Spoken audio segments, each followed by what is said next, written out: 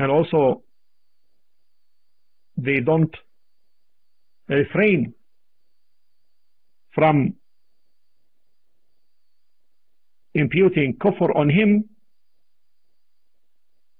if the person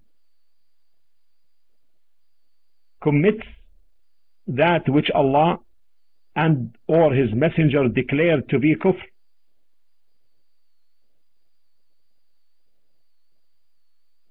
However, they say in al-Muslim, the Muslim who may say or do that which is considered kufr,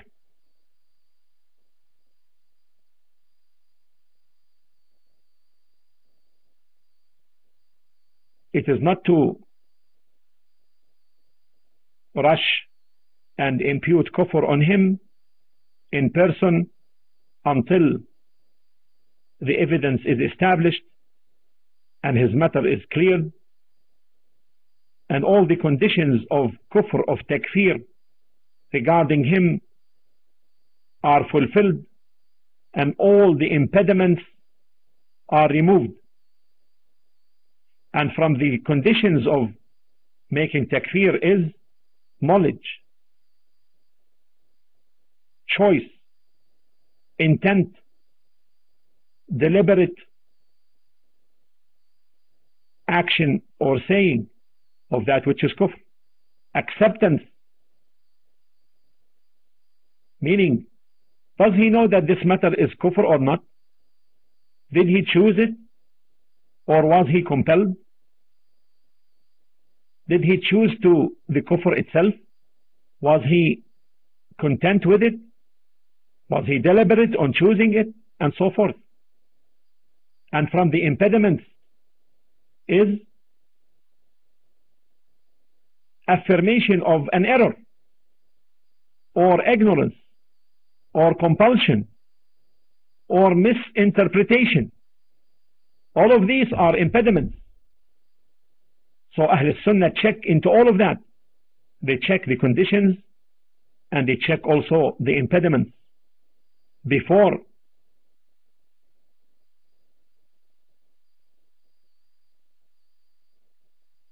they indulge in imputing kufr on the person.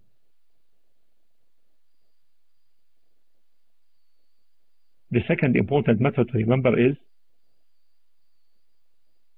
imputing kufr on the Muslims and decreeing that they exited the fold of Islam is a very, very, very dangerous matter.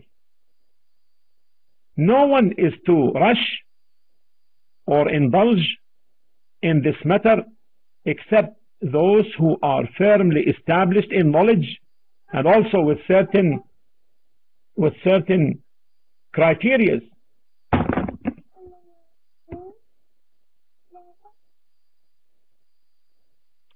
Because takfir is the right of Allah. Listen to this carefully. Takfir is the right of Allah and His Messenger sallallahu alaihi wasallam, and thus it is established by those who are inheritors of the prophets, the ulama firmly established in knowledge to make clear the ruling of Allah subhanahu wa ta'ala and the ruling of His Messenger. They are the ones who are qualified. And anyone who puts himself into this, in fact, he is training for himself a path, a dark path of transgression, transgressing the limits set by Allah subhanahu wa ta'ala, and claimed for himself a special right with Allah. And therefore, it is not permissible to make takfir on anyone except the one whom Allah subhanahu wa ta'ala and His Messenger declared to be as such.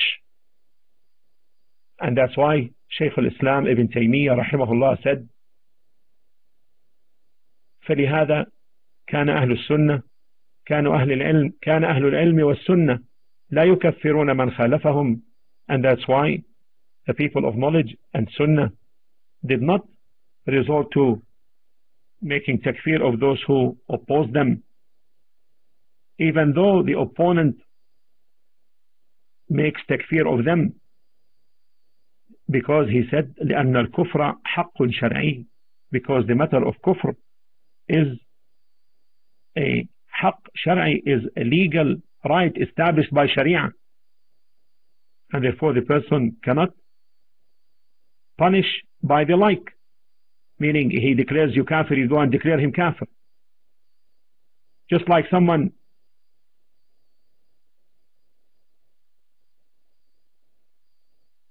belies you and making lies against you, you go and then make lies against him.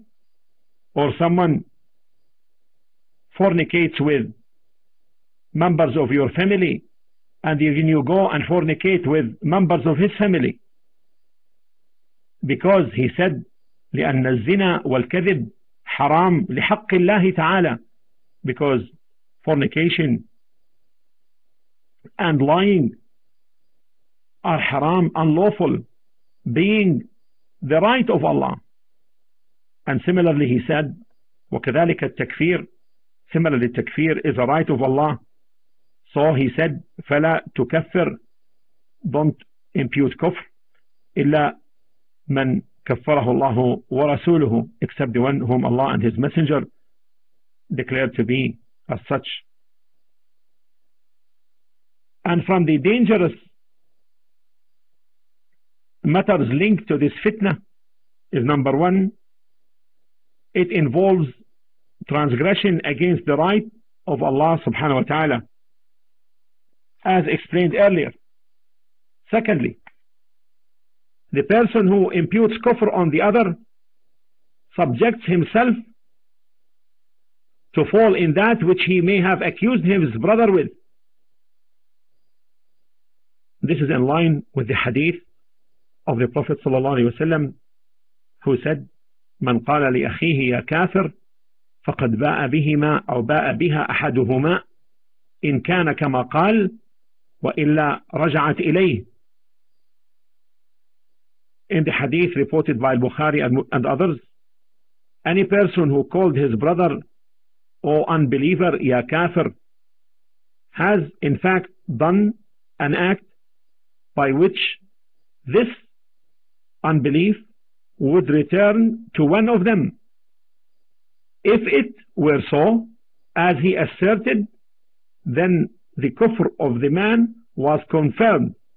But if it was not true, then it returned to him, meaning to the man who labeled it on the brother, the Muslim brother.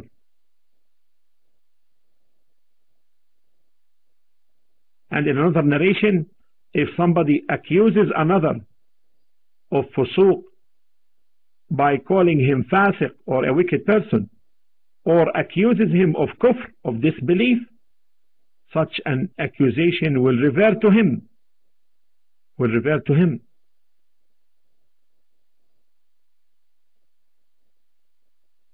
So this is very, very serious. The third matter is, this instigates hatred amongst people.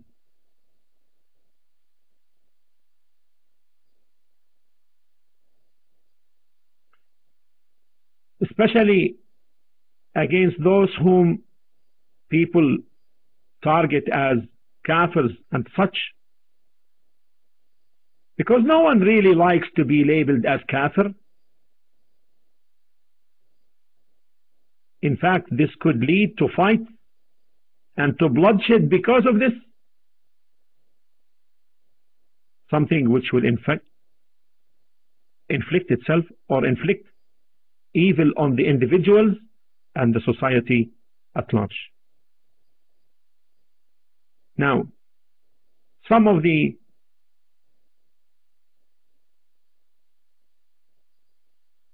takfir practiced in our times,